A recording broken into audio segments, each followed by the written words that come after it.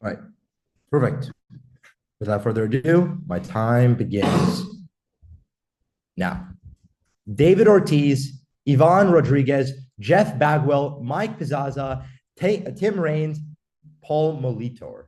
All these players who were accused or admitted of PED use still own a Hall of Fame tan jacket.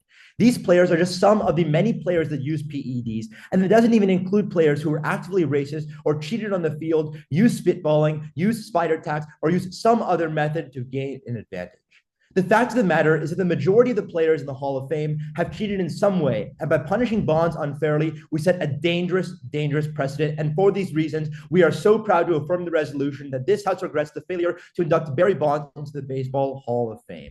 First, some observations, and then we're going to get right into the advantages. The two observations I want you to note is first here, this house is going to be the average baseball fan, and you're going to be looking at this through net benefits, like the weighing mechanism should be net benefits to baseball. That being said, advantage one here is that selective punishments create slippery slopes. Selective punishments creates slippery slopes. The general thesis or claim here is that the Hall of Fame should be a historical record, not a moral court. Bonds was unfairly made an example of for an era-wide problem, while other players from the exact same quote-unquote steroid era and beyond have been inducted into the Hall of Fame. The precedent set by his exclusion from the Hall of Fame created a massive, massive slippery slope where baseball continuously selects itself by punishing some rule breakers and by allowing others to be inducted into the Hall of Fame, which undermines the Hall of Fame and the game of baseball itself. There are a couple of warrants to support this. First, the Hall of Fame exists to preserve baseball's history, not to rewrite baseball's history. The Hall's purpose is to honor the most impactful players, regardless of personal controversy. Yet by excluding Bonds, it's turned to subjective moral tribunal instead. Because if steroids are ground for exclusions, so then like the Greenies method mentioned above, or the players in the segregation era, yet none of these factors have led to ban. By setting an arbitrary moral standard for induction, the Hall undermines its own credibility as a historical institution. Because guess what? If steroids are considered cheating, and all the other examples of how, like, because eras had different methods they can use to cheat and get better at baseball. If we were to follow that same pattern, the majority of the Hall of Fame would be eradicated. We'd probably have like 2 or 3 baseball players left. Secondly, here, Bonds are singled out as a scapegoat for the steroid era, even though the entire league was complicit. Steroid use was rampant in the early 90s and the early 2000s, yet Bonds became the symbol of the baseball's PED problem, while MLB owners and other players escaped the same scrutiny. By the mid-1990s, steroid use had become like a completely commonplace. Some estimates said 40, I think it was around 40% or more among major leaguers. We tell you this is important in the round because the majority of people who were playing baseball and using baseball, these are the people that were confirmed. There's so many people that were undetected and unknown that were using steroids, and yet a lot of these people were inducted into the Hall of Fame, and yet Barry Bonds is chosen to make an example out of.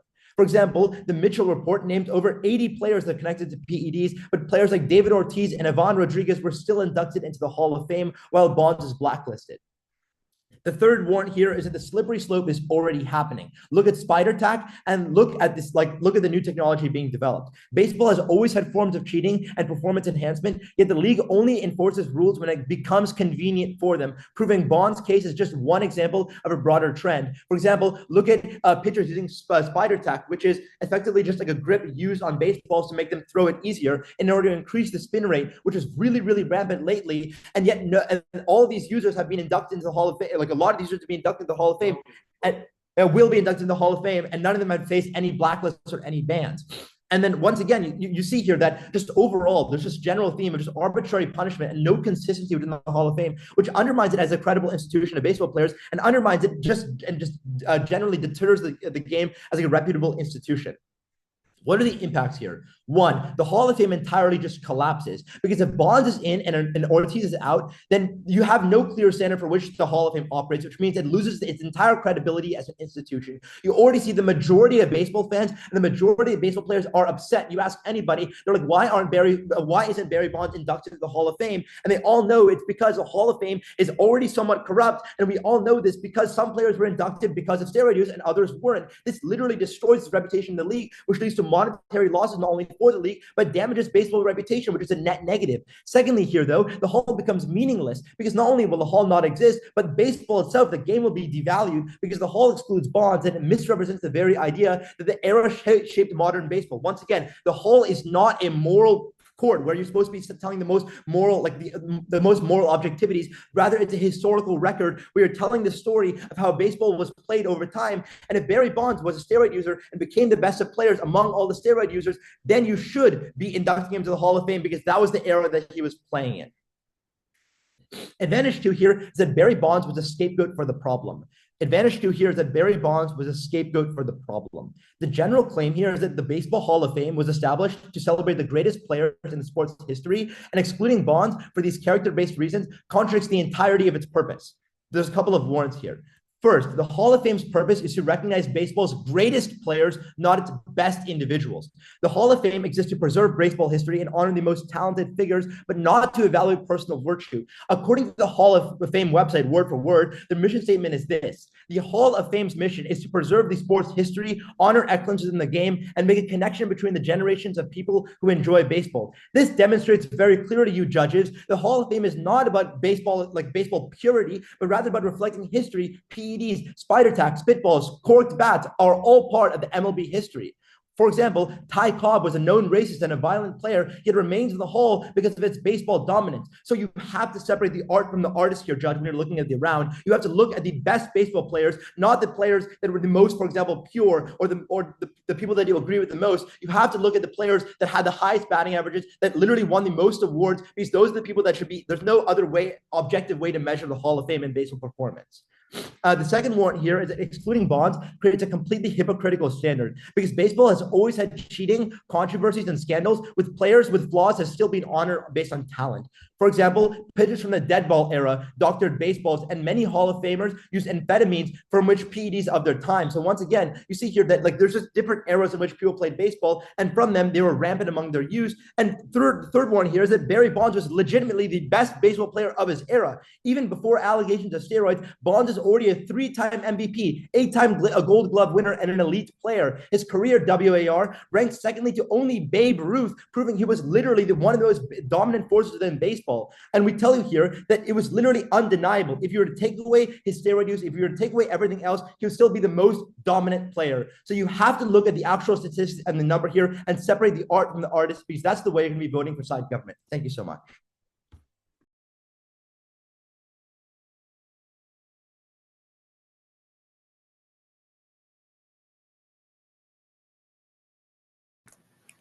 All right. Hello, everybody. My name is Cosette Calderon. I'm going to be the first negation speaker.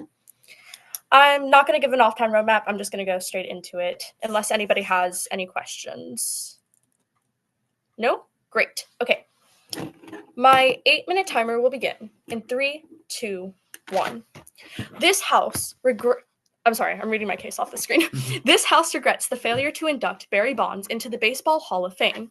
The info slide is the San Francisco Giant Barry Bonds is considered one of the greatest baseball players ever, but was kept out of the Baseball Hall of Fame because of steroid use. Okay, going on to our first contention. We're going to say that this House is a rational actor. The affirmation suggested that it should be an average baseball fan. We don't see an issue with either. Obviously, somebody who's in baseball is going to have more knowledge. It's fine. We're going to also suggest a value for this round. Since this is a value round, we're going to say that it should be considered based off of justice. So our first contention is normalizing steroid usage. Our general claim here is that by upholding and praising a player who has used steroids, we promote the uses of steroids. Our first warrant for this is copying. Subpoint to here is that many players want to be the best in order to get into the Hall of Fame, but there are regulations and rules against using steroids. However, players, in order to be the best in the best possible shape, can decide to turn to steroids. Our second warrant is that steroids are dangerous. Subpoint A, they can cause health problems, especially when used in large doses over time, which is often what athletes do. Sometimes the problems may not appear until years after the person took the steroids. So examples of some of the side effects are liver tumors, abnormal enlargement of the heart muscles, violent, aggressive behavior, mood swings, blood lipid problems that contribute to heart disease, etc. Our third warrant is that to put a player in the Hall of Fame is to promote the player. Subpoint A, the Hall of Fame is known to honor the best sportsmen. My opponents agree with this. Subpoint B, if the best got if the best got into the Hall of Fame through lying and using illegal methods, we promote that behavior. Subpoint C, this can lead to other players who want to be recognized to use the same methods because they're not seeing punishment for it. We've seen this happen before, especially with young athletes like Kamila Valia, who's a Russian figure skater, right? It's common and we need to stop it. So the impacts are what? 1, players who are fearful of not being the best turn to dangerous methods. 2, athletes have more motivation to break the rules because we show no punishment. 3, young fans who look up to these athletes will follow suit. Why not? They're supposedly the best and they want to be the best.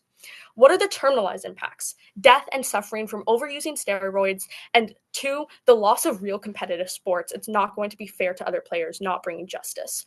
Our second contention is the role of Baseball Hall of Fame. Our general claim is that the mission statement of the Hall of Fame is to honor excellence in character and in performance and preserve the history of baseball. Inducting Barry Bonds undermines this, doing an injustice to all other members of the organization. First warrant, actions of Barry Bonds. Subpoint to this. Barry Bonds used a massive amount of performing enhancing drugs. Stay with me as I try to pronounce all these. Winstrol and decadublin, a muscle growth hormone. Testosterone decadent, enhancing stamina. Clodamine, usually used for women's fertility issues, used by Bonds for muscle growth. He also used testosterone, a performance-enhancing drug whose selling point was the indetectability. Subpoint B, these drugs were taken over the course of many years. Subpoint C, during this time, much of his major athletics achievements were made when he began ingesting steroids in 1998. The home run record was broken in 2001 and the stolen base record in 2000. All of this was done after the Anti-Drug Abuse Act of 1988, and it was eventually banned. The steroid use was banned in baseball in 1991. This shows the massive impact that drugs had on his performance. Our second warrant is the integrity of the Hall of Fame. Subpoint A, the Hall of Fame honors excellence, both in character and performance. Our eye to this is that performance-wise, none of his achievements can be fairly said to be his own. Double I, the significant impact of the drugs shows that without those drugs, Bonds would not have been able to achieve the same level of performance. Character-wise, Bonds broke his own integrity several times. The use of drugs, whose main point was to hide the actual use of it, shows his knowledge of his wrongdoing. Later, he lied to a federal court judge about using the drugs, causing a perjury case where he was convicted of obstruction of justice and falsifying evidence. By breaking his integrity and performance, Bond is not suitable for the Hall of Fame. Implications. 1, honoring somebody so dishonest in their performance and their actions honoring someone so dishonest in their performance and their actions harms the reputation and the standing of the Hall of Fame. Subpoint is players already inducted will have their standing reduced. This is an injustice to all the other people in the Hall of Fame. And 2, it sets a poor standard for the Hall of Fame, lowering its respect and the respect of Major League Baseball as it is. Okay, now I'm going to go on to some rebuttals of my opponent's case. First, let's go over their first contention. They talk a lot about how it's going to create a slippery slope, that if we don't induce Bonds, then everybody else who's already in there, like, it's going to become selective. We have a few major points to this. On their first warrant, they say that the Hall of Fame is meant to preserve and not change. But what we also say is the Hall of Fame is known to try and value excellence. That means excellence of character. That means excellence of the players. Also, athletic ability. Jackie Robinson example. So what is the example of this? Jackie Robinson. Yes, he was a great player, but he also had great moral standings. They inducted him specifically for those reasons. They also go on to say that it's going to undermine history. What we say to this is, even if it does show that the baseball history is a little changed or that the baseball history isn't recognized, we rather have a history that is not recognized, that is rather than a history that is corrupt. There's other ways to record history. There are other ways to record history, right? We have websites, we have people doing research, we have museums. If you want to show that baseball had tons of steroid uses in the past, go to a museum. We don't need to have a Hall of Fame to respect players and to respect a sport, decide to respect steroid uses, which are illegal, which is cheating. Now, let's go on to this point about how they say that a lot of people are now using spider tactics, where they use like sticky stuff to make sure they have better grip. We say, turn this to us. What does it mean? There are a ton of people in the Hall of Fame who have already cheated. My opponents have stated this, they agree with this. What does it mean? Well, we inducted those people, and now people are still cheating, meaning they clearly don't understand the punishment. Banning Barry Bonds from not being in the Hall of Fame was a step towards doing what is right, was a step towards doing what is needed to disencourage steroid use. We shouldn't just reduce that because we made a ton of mistakes in the past. That's like making a mistake and then being like, oh, well, I already made it, I should keep going. No, we should want to reverse that mistake. Those people can't be removed later. Those people can always be removed later. It's a thing of doing what is right for future progress. Finally, they go, baseball fans are going to be angry. We say it doesn't matter if baseball fans are going to be angry. We'd rather have a system that's not corrupt. Okay, going on to their second contention. They talk again about how he was a scapegoat and that we should, honor him and all his achievements. The first thing we say is a lot of his achievements came after steroid uses, meaning it's not an objective of his skill, it's an objective of how good the steroids were. We shouldn't honor that. The second thing, they say he's the best in the league, again, because of his use of steroids. And finally, they say that because he's a scapegoat, we should regret that. Especially in their framework, they even say a ton of players are in the Hall of Fame have cheated. What we say is we regret those players too. It's not a one or another. We regret all these players. And by not having Barry Bonds in the Hall of Fame, it's a step towards progress, which we strongly negate. Thank you. Vote negation.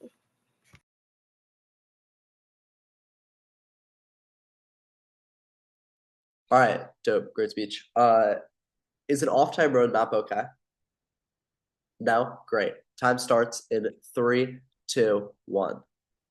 The fundamental misunderstanding in the op case is that spider attack happening today, scandals such as sign stealing, all occur in the opposition world even after Barry Bonds wasn't allowed into the Hall of Fame.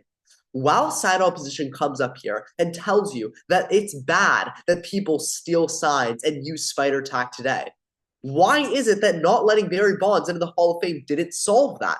I thought the entire goal of this was to make a statement out of him, make an example, and show that cheating has no place in baseball. Clearly, it did not serve its function, as you still have people today who are cheating. You still have people today who make a way around the rules. We tell you overwhelmingly that the opposition world, one in which you scapegoat Barry Bonds, is a terrible world because it doesn't actually stop cheating in the MLB. It only prevents one player who had an instrumental effect on the game from being able to receive his tan jacket. Let's go on to the op case, and then we'll go on to the gov case. Starting on the disadvantage one on normalizing stereotypes, they talk about how this is copying, and many players want to be the best to get into the Hall of Fame. We say we have to let the best in the players who are accused of steroid usage, yet steroids are not rampantly used in the league today. We tell you that when you actually do use rules, when you actually enforce these rules, what stops steroids such as the ones Barry Bonds used from being used in the MLB today were the drug tests that were enforced in 2003, not 1991. We tell you that only when there's drug tests does that actually solve, not stopping people like Barry Bonds from getting into the Hall of Fame. They then say steroids are dangerous, and they can be dangerous. We agree with this. We say that having player testing and drug testing is a way better solvency than scaring players by not letting people like Barry Bonds into the into the Hall of Fame. They then say the goal of the Hall of Fame is to promote the player. The fundamental problem with this point and with the overall disadvantage one is that it falls into the larger slippery slope argument. If every single player who used some highly risky technique, who might have had, a blood cell like transplant in a different country in order to be able to play, who had Tommy John surgery twice in order to pitch again, if all of these players are promoting highly dangerous behavior, then all of them shouldn't be in the Hall of Fame. And if all of them shouldn't be in the Hall of Fame, then you don't have a Hall of Fame, period. They then say that if the best player got into the league without lying and illegal methods, they should be rewarded for that. We agree. However, the Hall of Fame doesn't just recognize excellence, it recognizes excellence it recognizes excellence relative to the time period. When Sean tells you that around 40% of the people were recorded using steroids during this era, that is likely underreported rather than overreported, as some players probably just weren't saying that they used them. This means that in the time of steroid usage, Barry Bonds was the best, but it's not that much of an advantage if everyone around you is doing it. Therefore, he should not be punished for it. Then on the disadvantage too, they talk about Hall of Fame legacy, and they discuss the actions of Barry Bonds and how he used these massive amount of steroids and this performance drug. Again, we agree, this was done. What is one flaw within this argument? They say that the rule banned it in 1991. I agree. However, this rule wasn't enforced with drug tests until 2003. That is after Barry Bonds broke the steal record. That is after Barry Bonds broke the home run world record. So Barry Bonds did all of this stuff before the MLB even began enforcing the steroid rule, which makes it even less legit that they didn't allow him into the MLB. Furthermore, we ask you to look at the fact that the person who was competing with Barry Bonds in that home run world record was Mark McGwire, a known PED user who was also extremely good at baseball at the time. So it wasn't like Barry Bonds was able to just simply run laps over the field. Although he was very good, he was competing with other baseball players who also use PEDs. Then they say that it lacks the integrity of the Hall of Fame. The Hall of Fame doesn't have integrity, as we tell you, for numerous reasons. When you look at greenies, when you look at players who played before the segregation era, when you look at people who use spider tack who will be in the Hall of Fame, when you look at people who use corked bats, all of these instances are instances in which the Hall of Fame has lost its moral standing. Leaving one player out in Barry Bonds doesn't actually do anything. Okay, the mechanism as to how the Hall of Fame decides who is in a ballot system. So what we tell you is that when they let you in, they recognize your excellence on the baseball field. Judge, overall, at the bottom of the opposition case, we simply say this. Currently, we have allowed players into the Hall of Fame who have done far worse than Barry Bonds. Leaving Barry Bonds out doesn't actually set a precedent, as shown by the spider tack still being used in the league today. If anything, we tell you that you should let Barry Bonds in because you let all these other players in.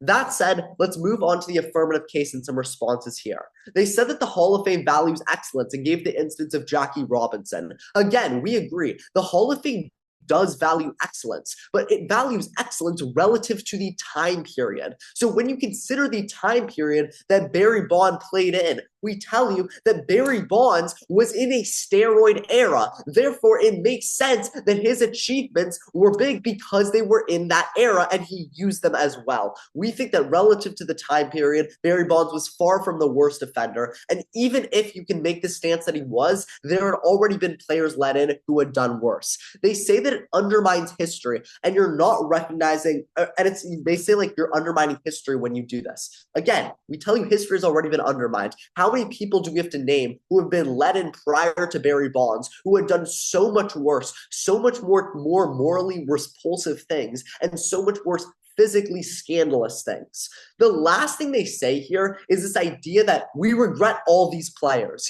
All of these players are bad. And this gives me a couple of questions for side opposition. Do they regret every single pitcher who used spider tack in 2023, which is most of them? Do they regret every player who played with a corked bat who is in the Hall of Fame? Do they regret every single player who was a greedy and used amphetamines? Do they regret every single player in the segregation era who used racism and were prevented the league from being able to become integrated? Our answer is that if you say yes to every single one of these questions, you are not able to have a Hall of Fame. I am all for having a separate Hall of Fame which recognizes the most morally pure and most physically pure baseball players. But the truth is, the baseball history is full of scandal. And leaving out one player for the sins of everybody is not punishing people. It is simply scapegoating a single person. What Barry Bonds did is no different than what his predecessors and what his successors did.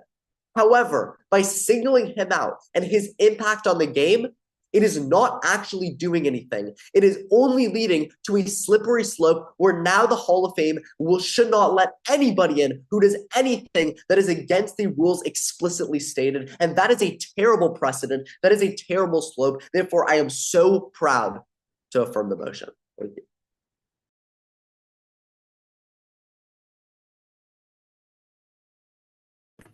Okay, good morning, everyone. My name is Dan Delgado. I'll be the second affirmation and the negation speaker today. So I'm not going to do an off-time roadmap. I'm going to have 8 minutes on my clock, and unless anyone has any questions, I'm going to take that as a no. My 8-minute times begin 3, 2. So, judges, my opponent ended his last speech by saying, do you regret every single player who has cheated in the sport, who has committed racism? We say absolutely yes. They say you cannot have a Hall of Fame, and we say to say that every single player in the sport has used steroids, has cheated, and is racist is blatantly a lie and is over-exaggerating the issue. And to point Barry Bonds as one of every player is a resounding issue in their case, and we'll get into that in my responses. Now, going on to our case, we started our case by saying the dangers of normalizing steroid use and the massive health issues it comes. Well, they say the only response really to this case is, well, drug tests solve, fear-mongering doesn't. And what we say is there's 2 main points here. One, inducting Barry Bonds to the Hall of Fame perpetuates the issue of celebrating steroid users. We say every other player who used steroids during that era should be regretted. They should not be in the Hall of Fame. They should be removed. That is the solvency here, not adding another steroid user into the sport, especially one so well known for his steroid use that adding him in will only perpetuate steroid use more than any other player. So because of his notoriety, adding him would actually do much more harm than just like keeping him out. The second thing we say is, okay, drug tests did solve the steroid issue in major league sports, but adding him in perpetuates steroids to the average person. Think about it, Judge. Who uses steroids most often in modern day? It isn't major league sports players, though they are still there. It's the amateur athlete. It's the weightlifter. It's the teenager trying to get into the college they want, right? So by adding a role model into this Hall of Fame that uses steroids, that normalizes it, it's the Hall of Fame telling every single young fan out there that steroid use is okay and it puts you in a Hall of Fame. This is a dangerous precedent. We say that every player in the Hall of Fame right now that use steroids should be removed to keep this precedent. We also say that because of Barry Bonds' notoriety, much more than someone like David Ortiz, adding him in will only perpetuate this far more than it currently is. That is the negation solvency here. If we do not allow Barry Bonds in, someone so notorious for his drug use, we are solving the issue of not perpetuating steroid use among young users. The second thing they say is a slippery slope. They kind of keep repeating this. They say, well, if we don't allow him in, we can't allow anyone in. And we say, absolutely. The Hall of Fame's purpose is not to record history. The Hall of Fame's purpose is to celebrate. It's a Hall of Fame, not a historical record book. So we say, yes, every member of sports who has been dramatically racist, who's used steroids, who's cheated, they should not be in a Hall of Fame. We do not think this is a far stretch, judges. Think about it. If you have a sport, even if you have objective measures, if an athlete cheated to get to those points, if he cheated unfairly, that is not a fair recognition. We tell you the Hall of Fame's mission statement is excellence in character. This goes unrefuted. Excellence in character involves cheating. If we let them in, we are undermining the Hall of Fame's purpose. So yes, we do think every player who cheated should be in the Hall of Fame. That isn't a big issue. They also say excellence relative to the time period. They're kind of trying to paint us, well, everyone did steroids, and he was the best of the steroid users. We say, judges, steroids aren't an equal playing field. Just because everyone uses steroids doesn't mean they're using to the same degree. We listed off 5 separate drugs Barry Bonds used to the point where he was damaging his own health. It isn't a far stretch to say that the reason why he was the best isn't because of his abilities. It's because how many steroids he put into his body was far greater than any other player of the time.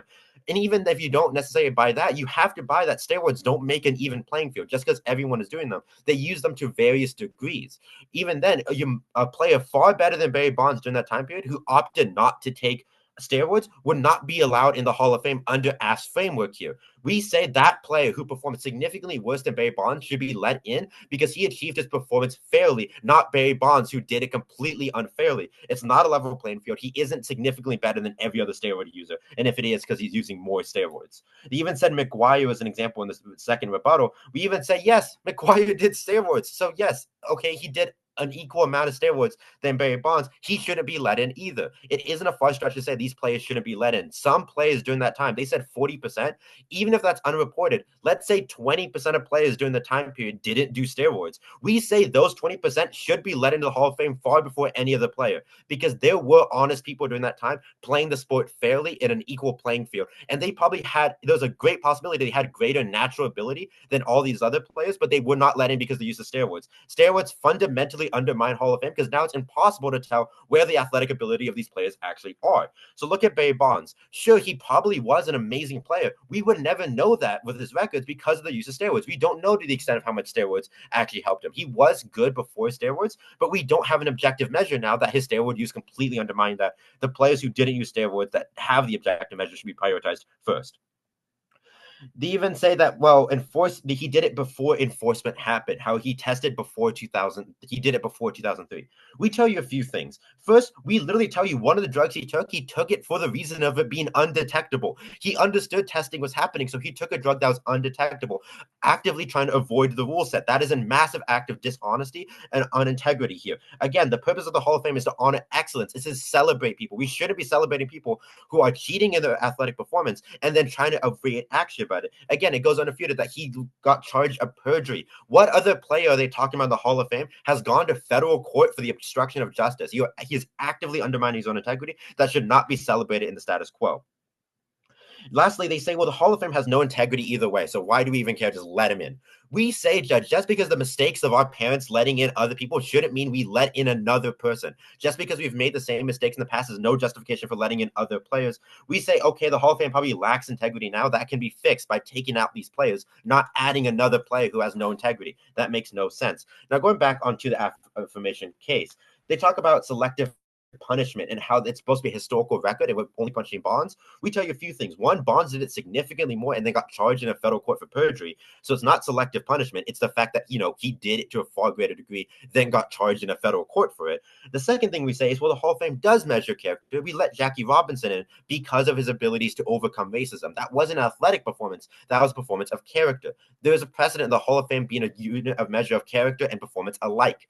The only response here is, well, we're looking at excellence within the time period. How Barry Bonds was significantly better in his period of steroids. We tell you steroids take out any objective measure of how good a player is because, well, if all players are doing steroids, there's no way to see how many steroids each player is doing. It's not an even playing field. The best player in a steroid era is not the best player out of those players. It's just the player that's taking the most steroids. So that doesn't make any sense.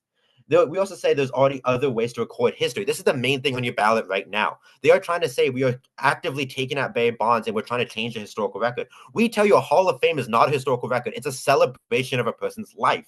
They say, well, history has already been undermined. They say racism, all these other things have already happened. We say we shouldn't continue. This is the main point of the negations case. Yes, the Hall of Fame has been tarnished by many racist people joining the Hall of Fame, many cheaters joining the Hall of Fame. We say we regret that too. We say we regret celebrating racists. We regret celebrating cheaters who undermine the integrity of a sport and perpetuate bad standards to future young people joining the sport. That is a far greater impact right now. Look at, simply put, Judge, just because our parents made a mistake inducting someone to the Hall of Fame doesn't mean we have to continue. Look at other Hall of Fames. We've removed people from Hall of Fames before because of their steroid use. My partner brought up that Russian figure skater who got her Olympic medal rescinded because of her steroid use. That's not a brand new thing.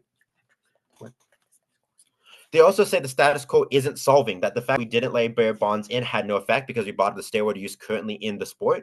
What we say is, well, the reason why steroid use is so much in the sport is because we allowed everyone else in. We say we regret all of them across the board. Letting Barry Bonds in only continues to celebrate. Also, Barry Bonds is the most famous and notorious out of all of them. So letting him in will have a far greater effect promoting steroids to future players than any other player in the sport already had. And for that reason, there's a strong negation vote on your ballot today. Thank you.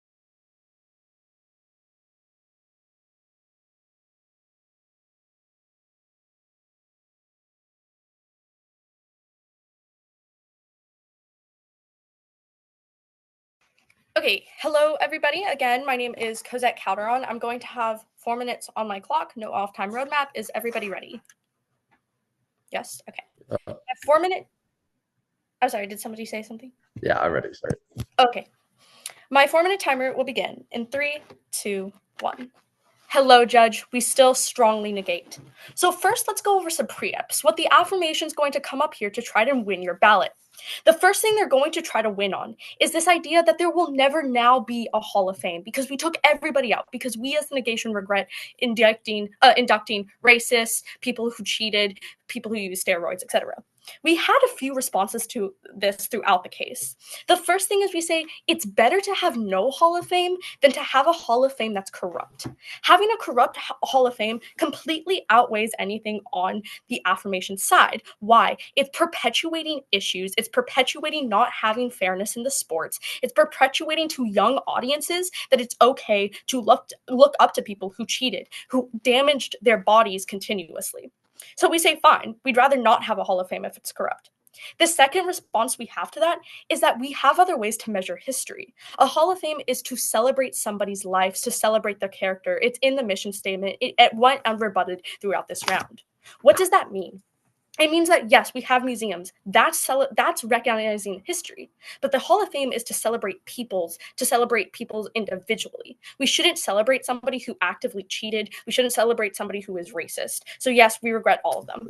The second thing that they might try to say to win your ballot is it's excellence of an era. It's excellence of an era. So who cares, right? It's an objective standard of who's the best. The issue that they misunderstand is that steroids doesn't make something objective.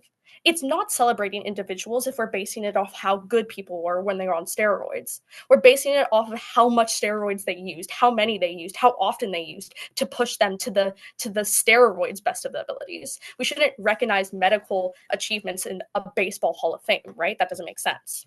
The second thing we need to recognize is they say that only 40% of people use steroids. So even if there's only a 20% group of people that didn't use steroids, those people are treated unfairly because they were put up against people who used illegal methods to make themselves quote unquote better.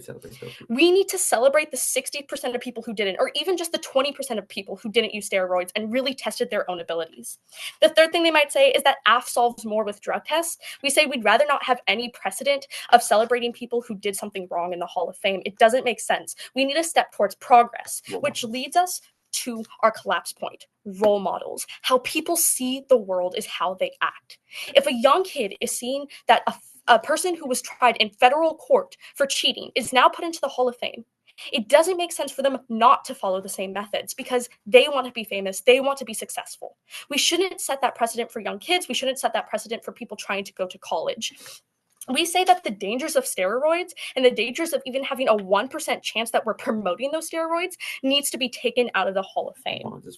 Bonds is far more notorious in for cheating, for using steroids than any other player. So while we regret all players, we shouldn't certainly take a step backwards as the affirmation is presenting to try and induct Barry Bonds. It doesn't make sense.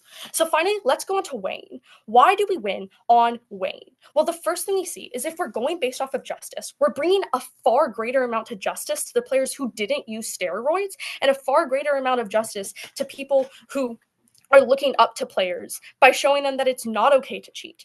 But the second thing, if you're weighing on net benefits, magnitude and breadth, the entirety of a baseball field, the entirety of a baseball fans watching somebody who cheated go into the Hall of Fame has a much greater severity of people thinking that it's okay, of people starting to maybe turn against the sport and have the sport collapse than just having something to record history. So overall, we say we need to take a step forward rather than backwards as the affirmation is suggesting. We strongly negate. Thank you.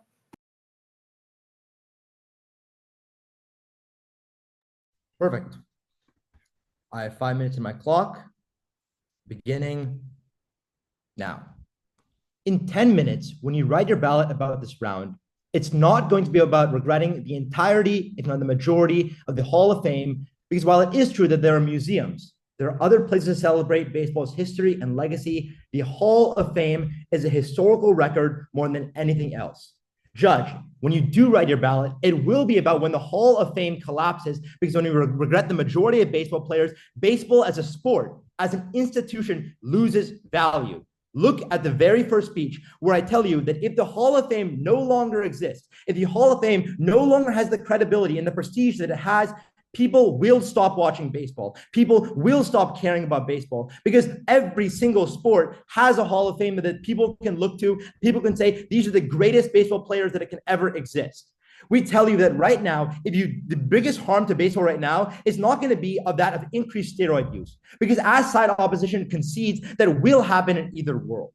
And by the way, let's just talk about their kind of plan, because it's entirely shifted in the MO. They said 40% of people, we said 40% of people use steroids. They say, oh, we should just celebrate the other 60%.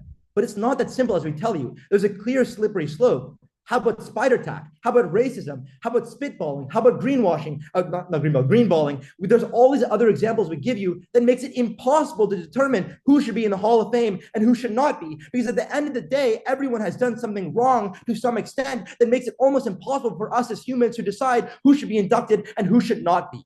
Why just stop at steroids? And as side opposition concedes, we regret all of them. So what does side opposition's world look like? Let me just outline this for you. Side opposition's world looks like a world where we regret almost every single player who has ever played the sport and has been inducted into the league for historical reasons. What happens as a result? Let me just terminalize to the very last link here. When you start regretting every single player that ever exists, that means all these players get removed from the Hall of Fame because that's their advocacy, that's their stance. When all these players get removed from the Hall of Fame, you probably have a couple of players left that you have no idea, by the way, because once again, drug tests were underreported, not overreported. So you don't even know if these players use steroids or not. You have no verifiability. Are you going to go back as far as to the 1700s and the 1800s? You have no historical census data then.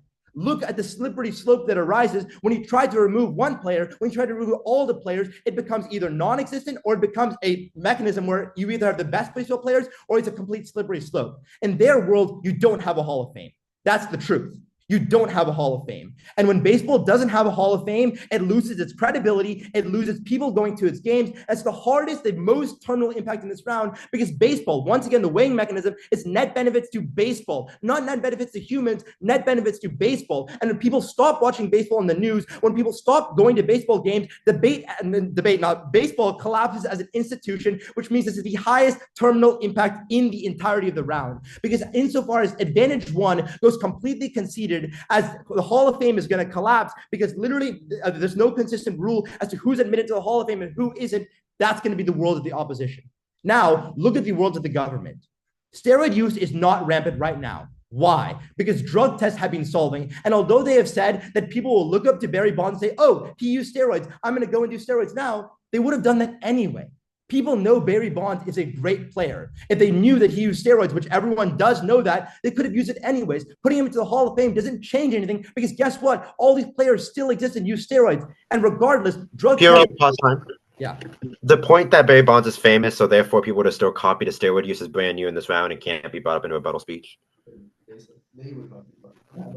No, yeah, the MO talked about how like people will copy Barry Bonds and like they won't. Okay, so the reason why like this is not new is because in the MO you guys said, okay, we regret everybody, we're going to remove everybody, and so that's a complete advocacy shift from the LO. So we're responding to that because we're saying if you can't regret people, the other people in the league who use steroids, then you're going to know that Barry Bonds was a famous player anyway. So it's just a new response.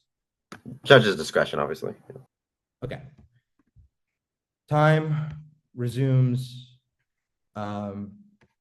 now. So steroid use isn't an actual problem you're going to be voting on when you induct Barry Bonds to the league because it will literally already exist. And also we tell you that it's going down because the MLB is cracking upon it by enforcing rules, by enforcing mechanisms, and by using the Hall of Fame as a historical record. Once again, the block doesn't go for museums. The block doesn't go for any of these other values. So we have no historical record of baseball. We suggest using baseball, using the Hall of Fame as a historical record, not as a place for people to look up to, because ultimately that's what the Hall of Fame is. It's a timeline throughout history. Because guess what? Mark McGwire, for the person that Barry Bonds is going against, also used steroids. And guess what? Those players are also in the Hall of Fame. We tell you that right now, it's important to consider that Barry Bonds was the top of his era during a time of rampant steroid use. And guess what? That era has long subsided. It has long gone down since then. We still should commemorate that era because it's an era in history that we can actually learn from. If we hide the past, if we hide the fact that people use steroids, then we erase the history and actually make it more likely for people to use steroids.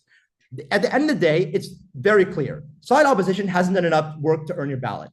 This round isn't that complicated. When you cast your ballot for the opposition, there is no Hall of Fame. Because guess what? The majority of players have done something wrong that's unverifiable. Spider tack, racism, steroids, once again, you don't know. Whereas side government just adds one player who deserves to be in the Hall of Fame, who has the statistic, who literally had his achievements before he was drug tested. So you don't even know he was due to drugs because the 2003 was when they actually started officiating it. So today I ask you to pick the world you'd rather live in. I know my answer is definitely with the affirmation. Thank you so much. Good round, everybody. Great round, good round. Yeah. around. You guys did a great job. So yeah, I guess we're gonna deliberate, and I'm not sure what the other judges like to do, but I'm gonna I give a can quick. do an oral feedback, like a quick one. Yeah. Yeah, I was also gonna give an oral feedback. Okay, cool. Yeah, I'll give it our Dave.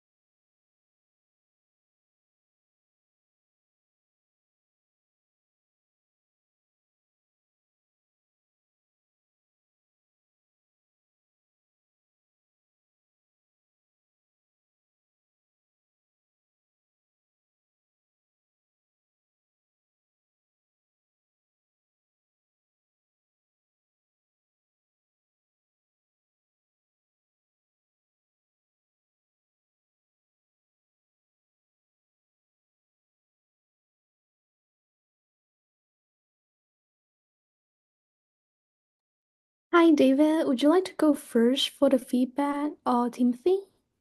I'm happy to, but I haven't made my decision yet. Okay, So I see. it's my ballot, yeah. Okay, cool. Or if Timothy would like to go, that's fine too. Or what? Well, you're good. You're good. Okay.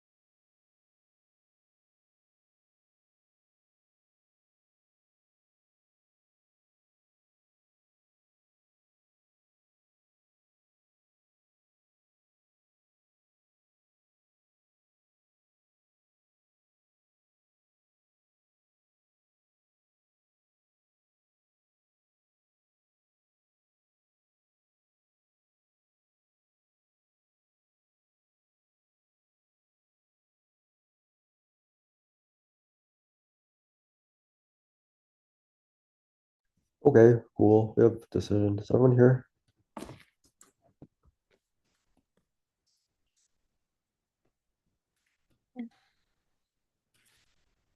Nisha, y'all here?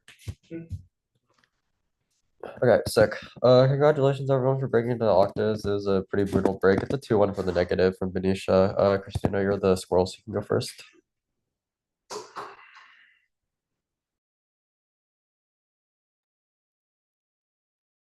Christina, do you want to start since you voted for affirmation?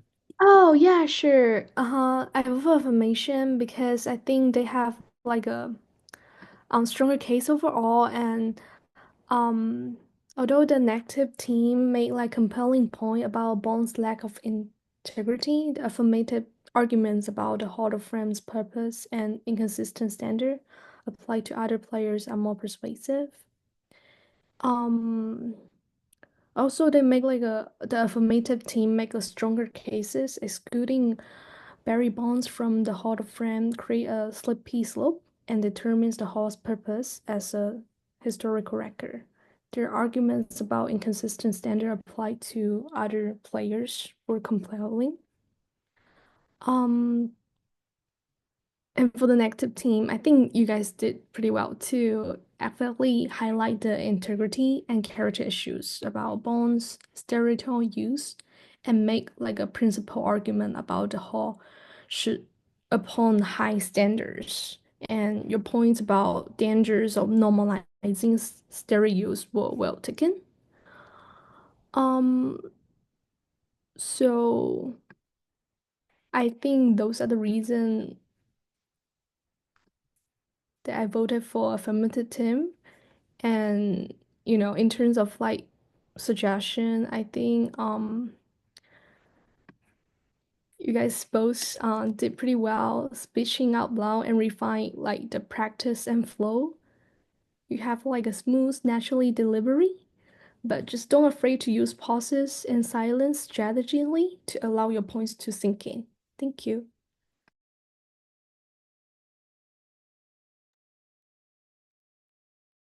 Okay, well explained. Timothy, do you want to go or should I?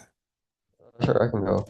Uh, okay. First of all, like, how about racism is like crazy question to ask, but also, I think the framework debate is like very dramatically undercovered. But first, I resolve the framework. I have two competing values: justice and net benefits to baseball.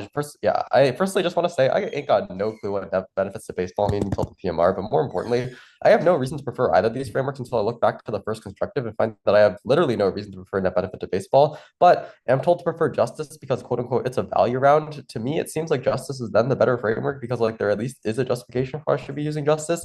And also, probably more importantly, it is the most recent framework to get dropped by the MGs. So I prefer justice. Even if it was net benefits to the baseball, justice would at worst be the biggest impact under net benefits to baseball, which means that I think that the negative would win on the only offense that is weighed to justice during this round, which is justice for the non-cheaters during the steroid era. I think at least one of those people exists, so I vote neg on this offense. If I had to evaluate under the other value, I think that maybe the AF doesn't even get the link for their collapse in the PMR. I do think that the LOR maybe extends museums, and at least the block extends the role of the Hall of Fame is as a test of character, which means that Jackie Robinson can still be there and there's still a Hall of Fame. More importantly, I don't think that the Hall of Fame would collapse given the 1% in the non-steroid era who didn't cheat in any way can be in the Hall of Fame. Yay. I also think that the scenario that the PMR is going for is not especially grounded in offense of the MG, especially since I disagree with the PMR on the point of order. That I think the counterplan was just straight up in the LOC. I noted the counterplan in the LOC, so I don't think the PMR gets especially like new responses to just like kick them all out.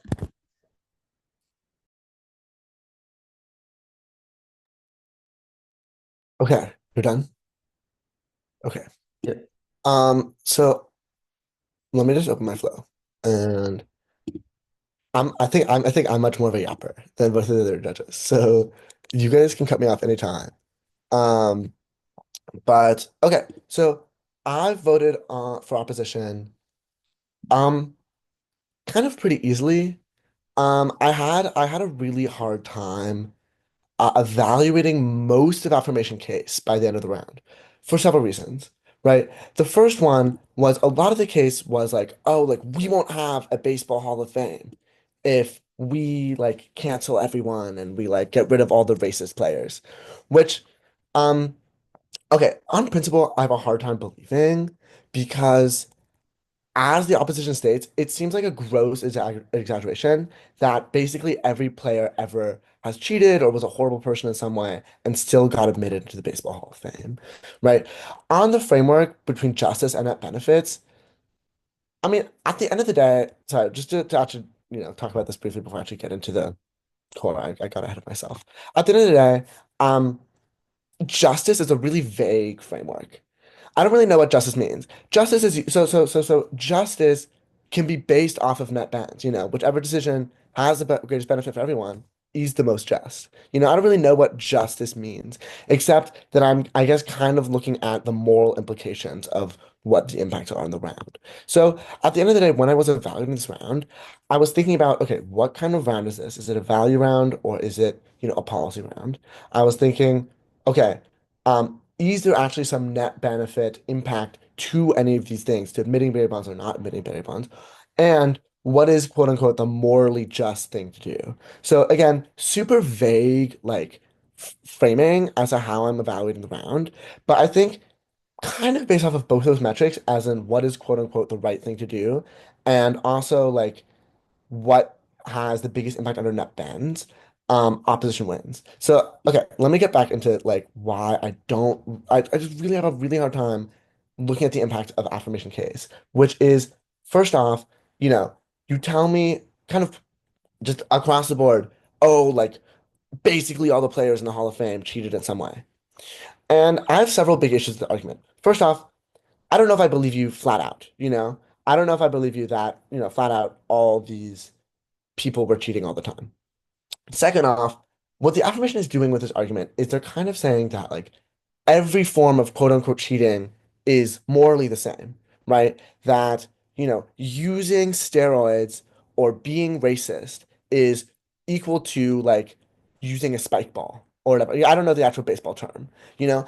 And with that, I also have a really hard time believing this, Like you're saying that like a weighted bat is quote unquote the same thing as using steroids, which I'm not really given a reason as to how those are comparable. You're telling me they're both cheating, but what does that really mean? Is cheating like, okay, they changed the rules 20 years ago to like get rid of a certain like type of baseball bat or baseball glove, for example, and now it's considered illegal to use that type of bat and glove, and yet they're still inducted in the Hall of Fame. Does that make sense? Like, for example, like something that I was thinking of was like swimsuits, for example. There are swimsuits that are banned in competition because they were too good and they're considered cheating.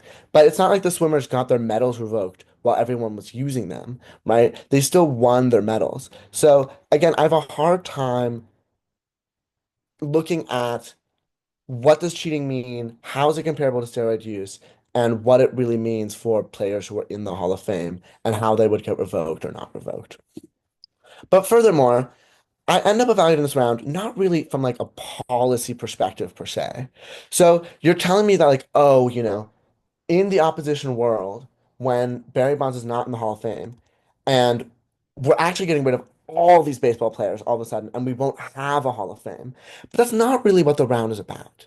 You know, I'm I'm evaluating kind of this moral question of is this the right thing to do? Do we regret doing this thing? And I'm not really given any reasoning as to why I should suddenly look at the opposition world, which first the affirmation says, oh, the opposition is defending the status quo. And then the affirmation says, oh, under opposition world, we wouldn't have a Hall of Fame. And so like, okay, so are they defending the status quo or are they getting rid of the entire Hall of Fame? I don't really know. I don't really know. And at the end of the day, I'm kind of evaluating this round based off of this idea that I'm making a moral choice that, you know, I don't really care about the actual real world implications of it. I think what is the quote unquote like right thing, you know? And if the real world implication is there isn't a Hall of Fame, even if that were like even if I was evaluating them, why do I care? Why do I care if there's no Hall of Fame? If the affirmation is telling me, oh, everyone in the Hall of Fame is racist, everyone in the Hall of Fame is a cheater, okay. Like I I have a really hard time being like, okay, yes, I love institutions that at their core, support racism and support cheaters. So I think affirmation made you guys made your job really hard for yourselves by saying that like everyone is corrupt in the Hall of Fame, and then also telling me that I should, look at the integrity of the Hall of Fame and preserve this beautiful baseball tradition that is, so good for this world. So, so anyway, um, there are some general notes I have about opposition case, which is I don't really believe this argument that, oh, like young fans are, or I don't think the argument is made well enough that young fans, don't use steroids now that Barry Bonds isn't in the Hall of Fame, right? I kind of believe government framing that like, oh, like testing is stopping further steroid use. Um, but at the same time, again, not super relevant. Like, why do I care about discontinuing future steroid use if we're talking about, Barry Bonds specifically? If you're like, again, I'm asked to condemn everyone who used steroids, or I'm asked to not condemn everyone who used steroids because it was like a sign of the times. But I think the whole point is, you know, A, am I condemning Barry Bonds specifically? And B, what is it like? Do I think condemning everyone who uses steroids is the right thing to do, and not whether or not do I think condemning everyone who uses steroids will have an impact on future steroid use, you know? So that's again kind of this like policy idea that there's some net benefit to condemning everyone who has a steroid use, which is not super relevant in the round. Like we're not talking about some policy. Um, okay, I would say again, like the biggest point of clash, and I think government's best argument is that you're inducting people into the Hall of Fame based off of the time period, right? That it's all like relative under the time period. And there I really liked Op's response, which is that, based off the time period, Barry's performance, it's not that he was like the best player ever. It's just that he used the most steroids, which is not really based off of performance. So when affirmation is telling me we're basing this off of performance on the time period, and government is telling, and opposition is telling me, okay, but performance is not like the measure of performance is how much steroid you use and not actually player skill, then I have a really hard time buying this affirmation argument. Or I have a really hard time evaluating the round based off that affirmation argument that it's about time period and it's about skill at the time period when steroid use is not about skill. In general, some like bigger things about like oh, I guess some smaller comments I made about the bigger round is like government, like in their first speech or affirmation, so I use affirmation and government interchangeably and neg and op interchangeably. I hope that's not confusing. But government in their first speech, um, was like already like, okay, like the Hall of Fame will become meaningless if we don't admit Barry Bonds, which already I was like, is this a policy round? Question mark. And B, I was like, why hasn't this happened yet? If opposition is defending the status quo under a policy round, So I there needs to be if you're arguing against a team that you think is supporting the status quo, you need to tell me why the status quo is getting worse. Like, because if it's saying the same, which is my assumption of the status quo, then I'm just not going to be able to evaluate any of these like bad impacts that you say are definitely going to happen under the opposition world. Um, some other things, um, let's see, I'm just like going up into my flow. Some other like smaller tidbits. Um, opposition, like I actually liked your rebuttal pretty well. I think in general, you shouldn't start with what the affirmation is going to say. Like, because I want like, because then I'm like, oh wait, the affirmation is going to say this could be a good point. Like just in general, if you're making your own rebuttal, don't start by propping up the affirmation. Don't be like, hey guys, let me serve you the affirmations like arguments on a silver platter so you can evaluate them easily. Because then the only thing that the affirmation has to do in their rebuttal speech is say, oh, sure, opposition is right. We made these great arguments. And it actually turns out that their responses were not that good. So you should actually still evaluate our great arguments. So anyway, the point is, if you're making a final speech in your round, talk about yourself. Talk about yourself first, because that's what I want to hear. I want to hear about how y'all are doing a great job, not how, yeah. Affirmations oral speech, I thought was, I think the POO caught you guys a little off guard, and I think after that, it ended up not really being able to make sense. of the rest of your rebuttal speech. I thought it was a little bit like, okay, like we're starting, we're talking about Hall of Fame collapse, we're talking about, okay, like what am I supposed to enter on this round? And then you started like responding to like nitty-gritty arguments in the MO and then, and then I believe the POO. I agree that um like opposition made an argument that like it ended up not being super relevant. I ended up not really evaluating the round based off of drug testing or like further steroid use. Um, but I did agree with the POO. And I think you made an argument in your last speech in affirmation. You said um the Hall of Fame that we should use the Hall of Fame as a historical record and not as a group of players that people can look up to. Which is like word for word what you said, which I wrote down, which I'm like, okay, what's the point of the Hall of Fame? Like, I thought this entire time we were arguing about like great players. And I think most baseball fans, separate from this round, most baseball fans will agree like, oh, Hall of Fame, those are the greatest. Those are like the people, the guys, the bros. My baseball card of Jackie Robinson, he's one of the greatest. He's someone I can look up to. He's a good player, whatever. And I think when you're at the point of like being like, oh, like we want to use the Hall of Fame as a historical record, like Hall of Fame, like fame, sorry, the name is Hall of Fame, not lineup of players, not history of baseball, right? So I'm like, okay, at this point, you guys realize that you're kind of like dead in the water. Like I'm like, oof, yikes. Anyway, so that was just my general thoughts on the round. I'm sorry if that was all over the place. I do like to yap a little bit.